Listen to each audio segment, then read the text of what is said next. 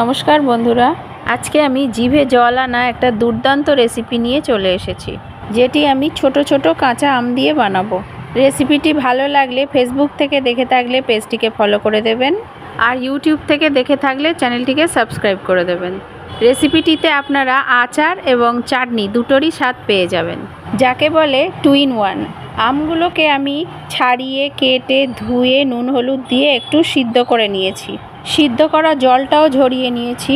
শুকনো কড়াইতে half cup মতো জল দিয়ে দিয়েছি পরিমাণ মতো গুড় ও চিনি। আপনারা চাইলে শুধু চিনি কিংবা শুধু গুড় দিয়েও করতে পারেন। গুড়টা মেল্ট হয়ে যাওয়ার পরে দিয়ে দিয়েছি সিদ্ধ করে রাখা আম। এই সময়ই আপনারা দিয়ে দেবেন অল্প পরিমাণে নুন। আমটা দেওয়ার পরে একটু নাড়াচাড়া করে নিয়ে দিয়ে দিয়েছি 1 কাপ মতো জল। আমি একটু পাতলা করব বলে জলটা দিয়েছি, আপনারা চাইলে নাও দিতে পারেন। এই অবস্থাতেই আপনারা নুন আর মিষ্টিটা নিজেদের টেস্ট অনুযায়ী চেক করে নেবেন। মিডিয়াম ফ্লেমে 10 মিনিট মতো ফুটতে দেব, আর কন্টিনিউ নাড়তে থাকবো যাতে নিচে লেগে না যায়। 10 মিনিট ফোটানোর পর কালার চেঞ্জ হয়ে গেছে। দিয়ে দিলাম আগের থেকে ভেজে গুঁড়ো করে রাখা মশলা।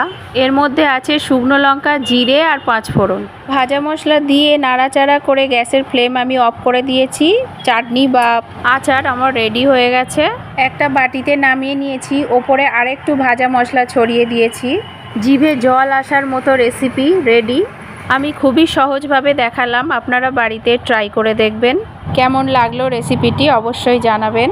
তাহলে আজকের মতো এই পর্যন্তই। ধন্যবাদ, টাটা।